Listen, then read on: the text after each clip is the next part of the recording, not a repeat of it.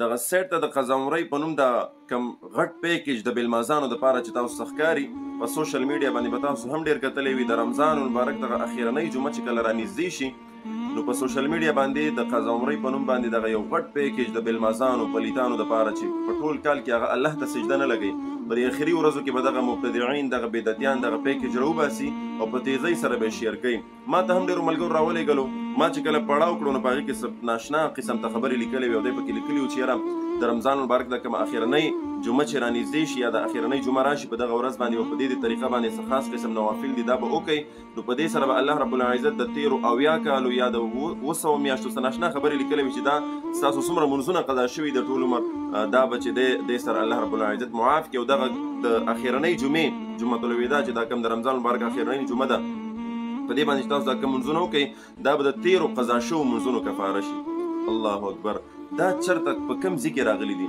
په حدیثو مبارکو کې نشته، په اجماع د امت کې نشته، چرته کې د فقهاو نه ثابت روایت نه دی. نو بیا د کوم ځای نه دا راغله؟ دا یو عظیم بدعت دی په دغه اخرنۍ جمعه چې کیږي. د دې نه مسلمانانو ورونو ځان بساتئ. مونځ یو داسې عبادت دی دا یاد ساتئ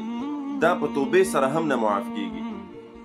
او مونځ د الله رب العزت په خپل وخت باندې چې دا فرض کړی دی. قرآن کې الله فرمایي بسم الله الرحمن الرحیم ان الصلاة كانت على المؤمنین کتابا موقوتا، و بېشکه دا مونځ چې دا په مؤمنانو باندې الله رب العزت چې دی په خپل مقرره وخت باندې فرض کړی دی. بیا حدیث مبارک کې راځي چې کله بخاري شریف حدیث دی چې کله یو مسلمان نه مونځ قضا شو یا ته هیر شو یا اوده پاتې شو نو بیا چې کله دته وریاد شو بیا به په مناسب وخت سره د هغې مونځ قضا راګرځئ. مونځ په معافۍ سره نه چې دی دا نه معاف کیږي. او بیا تاسو دې خبرې ته سوچ کوئ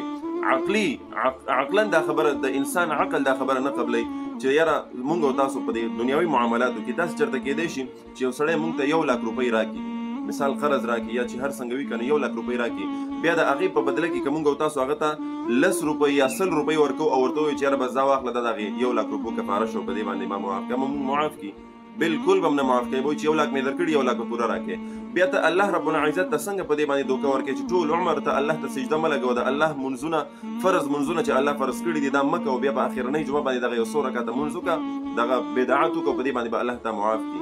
هیڅ کله دې الله نه معاف کوي. مسلمانانو ورونو دغه خبرې اترې چې دي دا ډېرې ضروري دي او دا یو عظیم بدعت دی، د دې نه ځان وساتئ. تاسو هم په سوشل میډیا باندې ډېر راغلي، ما ته هم ډېرو ملګرو را شیر کړو را سینډ یې کړو، نو ما ویل چې په دې باندې اوس خبرې وکړو. داسې نه وي چې زموږ په دې کتونکو کې څوک داسې وي چې هغه هم راشي قضا عمرې وکړي او د خپل منځونه ځان له معاف کړي. معافي نشته، دا یاد ساتئ. ښه د یو مونځ به در سره الله رب العزت په حساب کې دا یاد وساتئ. مونځ چې دی دا ډېر اهم عبادت دی، دا فرض عبادت دی د الله د طرف نه، دا په داسې اسانه باندې نه معاف کیږي. نو لہذا د دغه څیز نه ځان ساتئ، دا بدعت دی او د بدعت مبارک حدیث مبارک کې راځي کل بدعة ضلاله، هر یو بدعت چې دی دا ګمراهي ده